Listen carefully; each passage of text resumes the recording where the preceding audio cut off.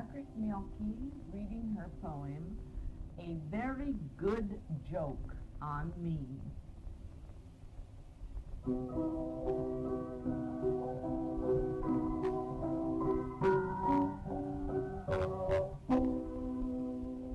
Since I was 8, for 40 years, I have practiced cooking, producing both digestive fears and morsels artful looking.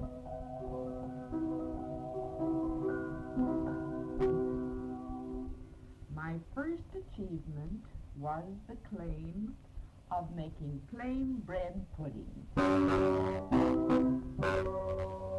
working step by step to fame, from cook bud to cook hooding.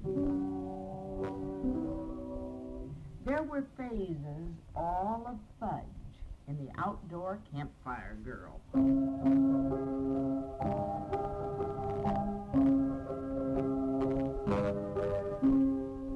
Frying eggs on rock in smudge, forcing bacon to uncurl. Then on.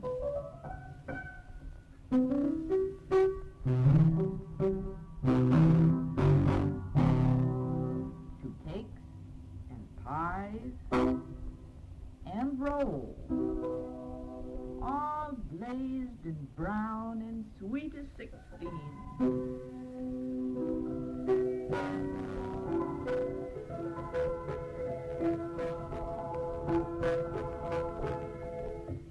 Through all the fancy shapes and molds of party fare with fads between.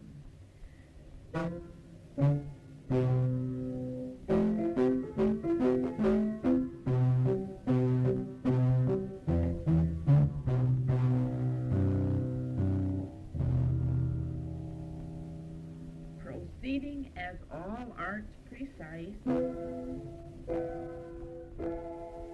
I started cooking for myself.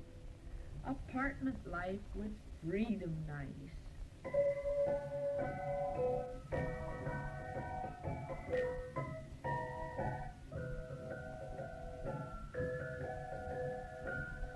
I learned the cost of larder shells, then combining all my mother knew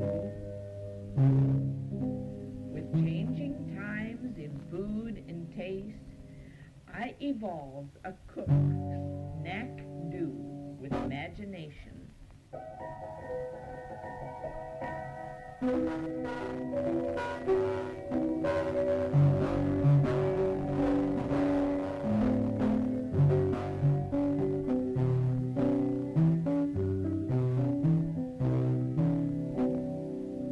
I collected recipes no end. I failed in some, but spotted winners. Repeated trials, beater spins.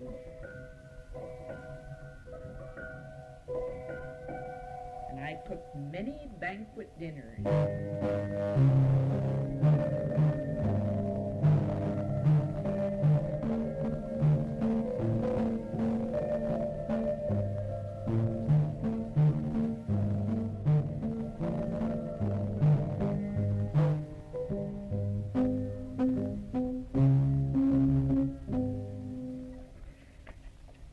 Years arose,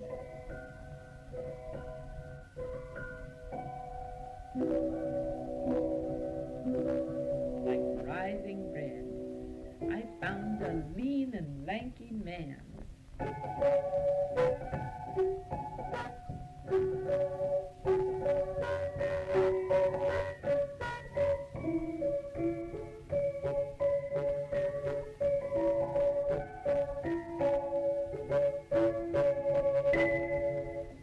In me was happy wed, and I filled and refilled every pan.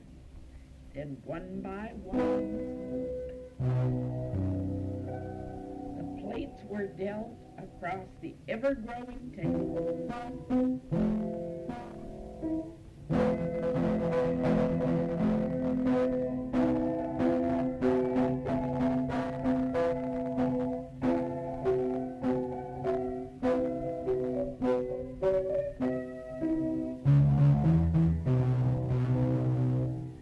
groceries for felt a hand, manipulate and able. I became a second-nature cook, compounded recipes so sure I never needed measurings or book.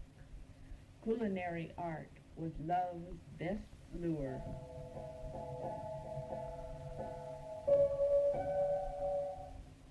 Then finding a new bent in phobe, experimenting deep,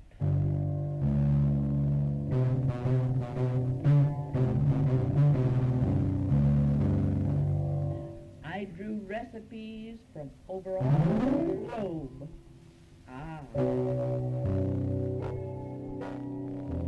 Here was life's exciting brew.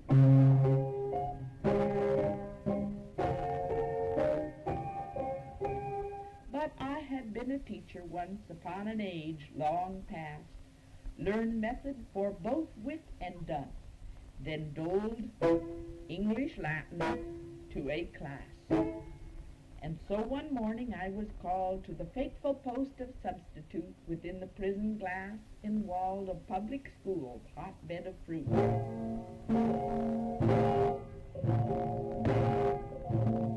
We need a cooking teacher. Oh, what fun, I thought in glee. Here is something that I really know, from apple peeling down to Z. Have you a slip of paper that says some school has passed your cooking skill? What caper? My having cooked should prove it fast. But no, the slip I held was wrong. My having cooked was not a patent. My certificate was only good as long as I was teaching Latin.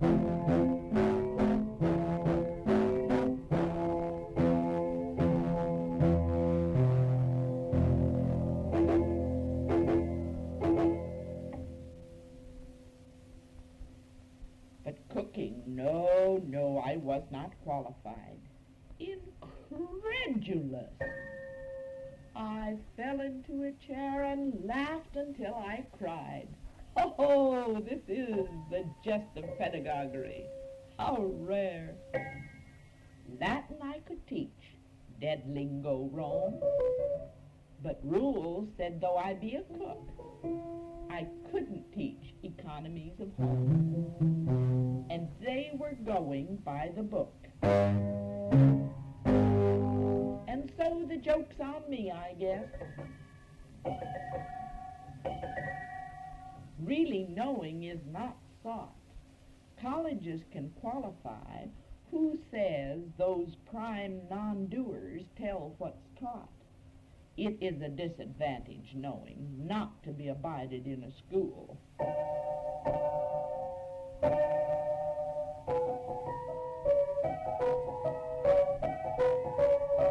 For goodness knows it might be showing wisdom's net to catch the fool.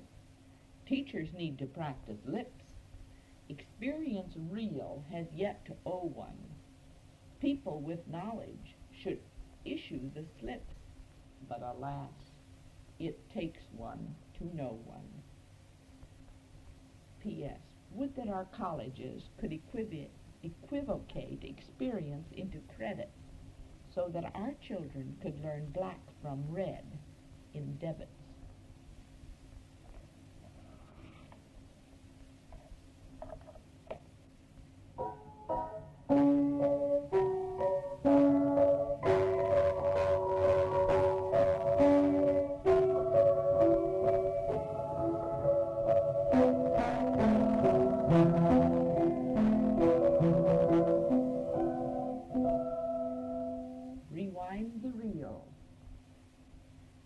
There is no hint of levity, and April Fool is not in season.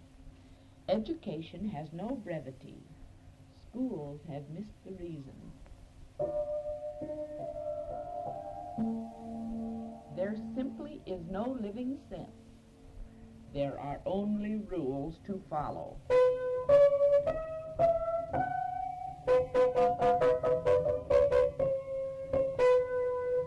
So let the classes all commence We need only gulp and swallow.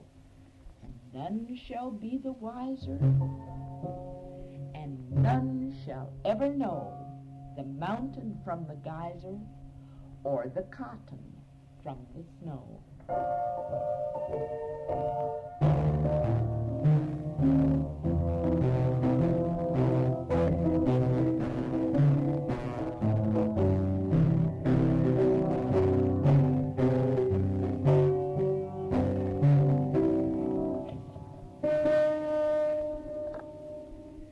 I would like to write an ode, but which month for an ode?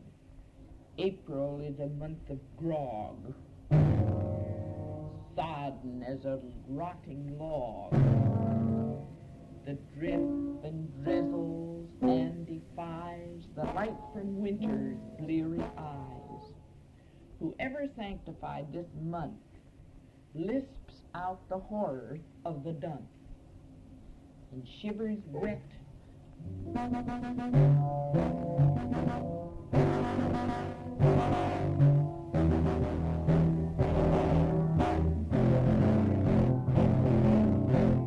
and shakes the mud and leaves and grimes right where he stood.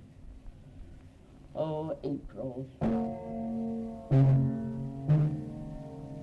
must you always come? Go way back to where you're from, and let us think of winds of March. Ooh, with all its grit of ides and arch. Or February's second scold of sinus and raw nose cold. Or January's bitter raws of zero's unrelenting jaws. Or let us think, if we remember, the snap-quick sunshine of December. November might inspire us. It seemed no better, only worse. And September was this April's cousins, with grog and grizzle by the dozen. August, it went so fast I have forgot if it was quite a month or not. And then one day, I blinked an eye. That blinked, I'm told, was our July. But surely June. Yes, what a June.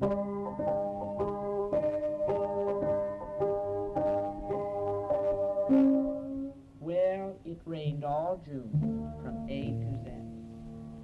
And May was nothing special better. Snow mixed with rain is colder, wetter. So, back to April in Alaska. Now, which month should I ode? I grimly ask you.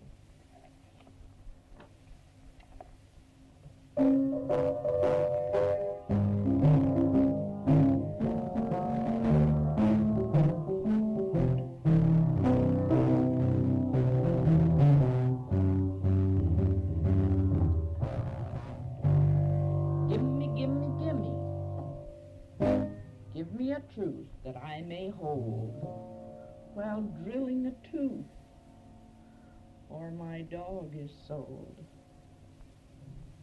Give me a pill that I may take to pay my bill and pressure slake.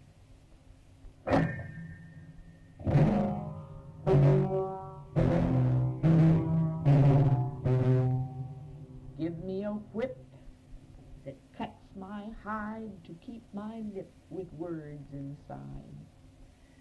Give me a sleep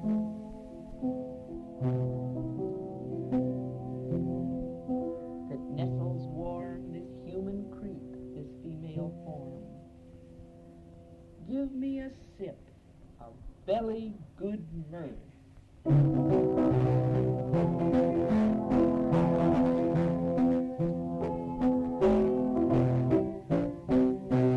Then let me slip right off the earth.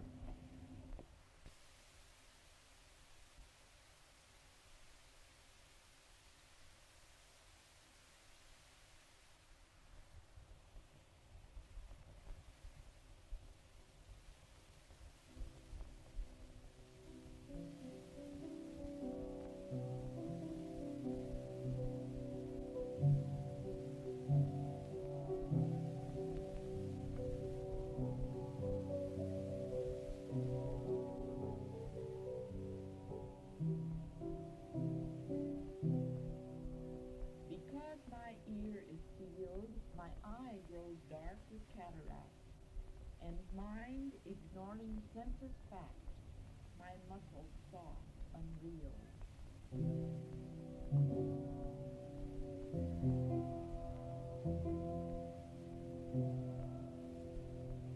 Because the image in the prayer is ridiculous and wrong, my fingers tap an unkeyed song, and purposes have not a care.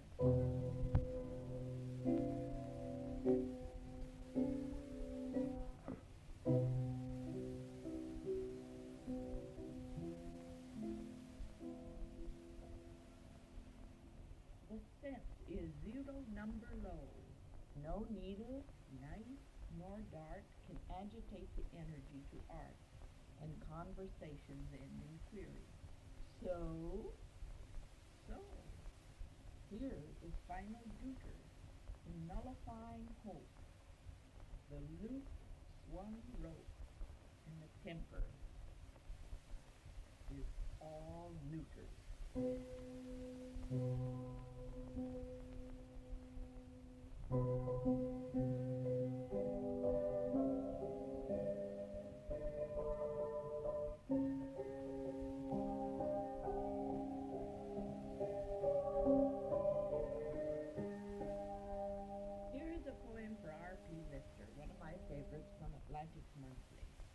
R.P. Lister wrote a poem once about the onion that I'll never forget. So here is a poem for my friend R.P. Now that the snow draws to a clister and the sun cries under the southern eaves, I lay aside the poems by Lister and look for the uncleafing of birchwood leaves.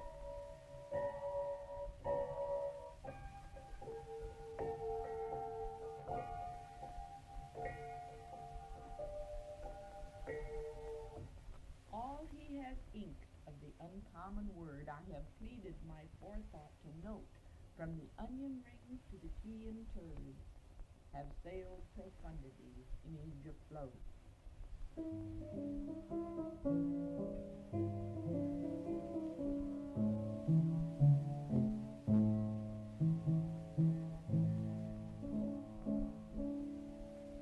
But how can his images, however word caught, compete with this great crack of light that pours, yellow and sweet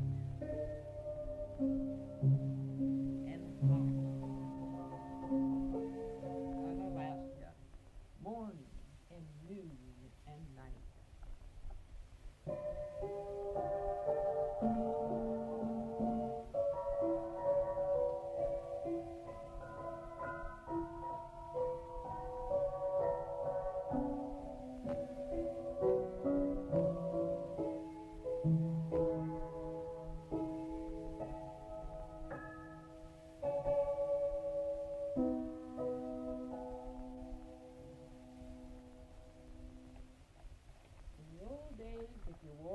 You belonged to the hood, whether it was the brotherhood or whatever hood. I happen to belong to the search hood. Here is the poem, The Search Hood.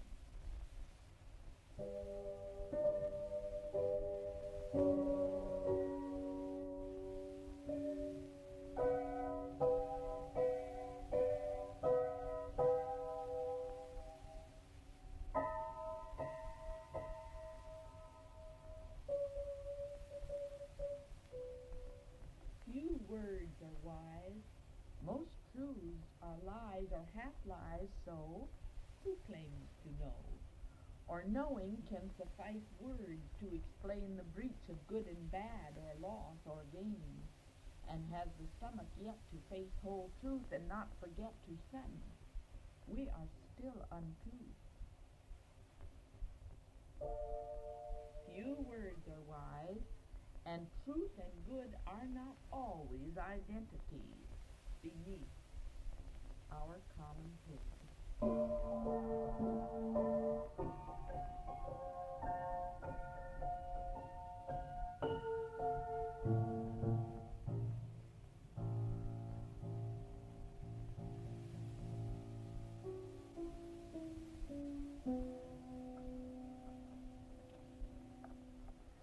Sutra word, percussion-wise, follows now. Sutra is a strange word. It means truth. It means thread. I have used them both. The thread of truth, perhaps? Here it is. Reverence is a rumbling melody.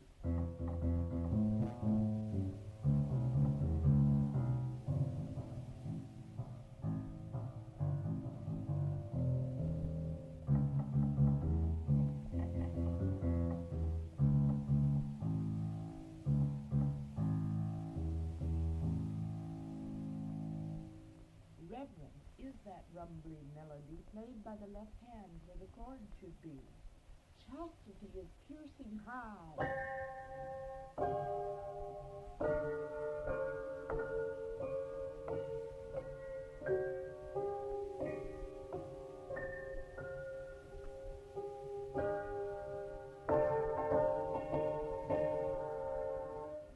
Sustained too long and hurts the ear with burrowing cries. Mirth.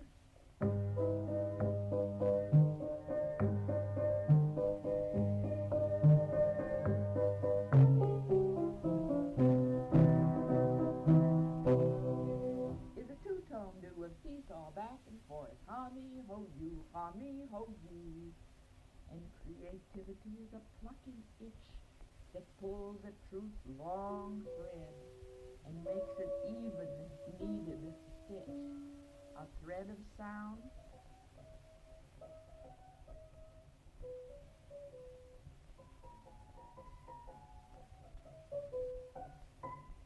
A stitching note that circles songs unend and seesaw mirth foretells by rote.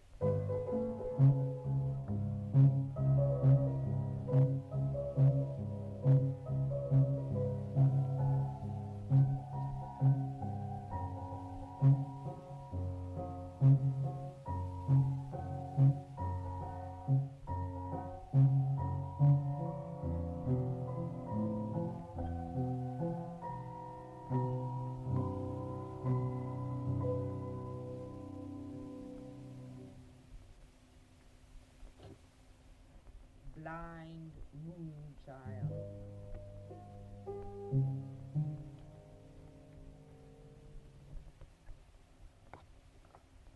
Feeling about, I found the door.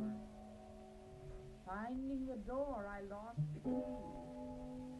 So crawling about upon the floor with sandy gritting of palm and knee, I found the key and felt my way back to the door. And was I shocked when I noted this door had never been locked.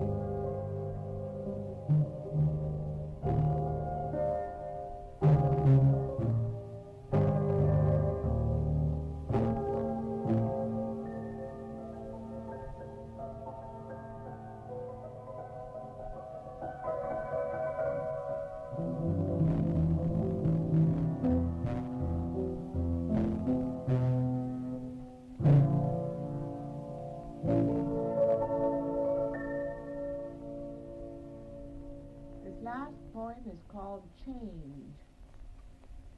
Once I was pure spirit, not matter at all.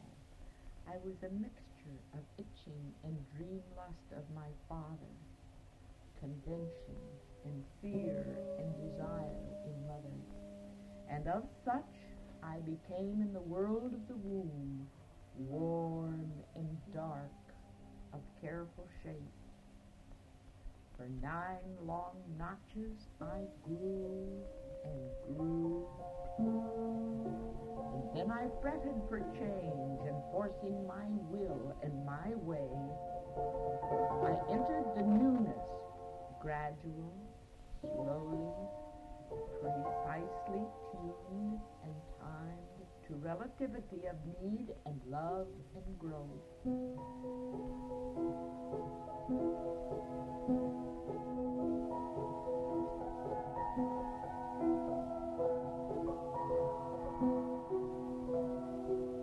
The new world started turning slowly as the days were nights, and the nights were only sound. But ears told eyes, and eyes told hand, and all the senses grew more wise, with sponge-like soaking, all its eagerness was stroking, giving and beloving of a growing size, needing all I could enjoy, and enjoying all where I could find all of life was provident and good.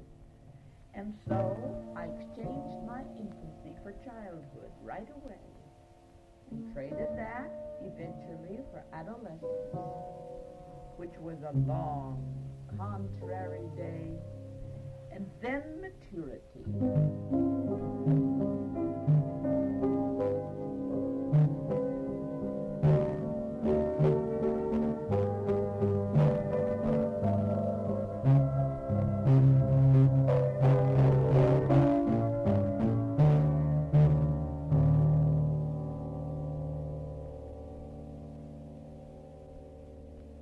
Maturity, yes, maturity.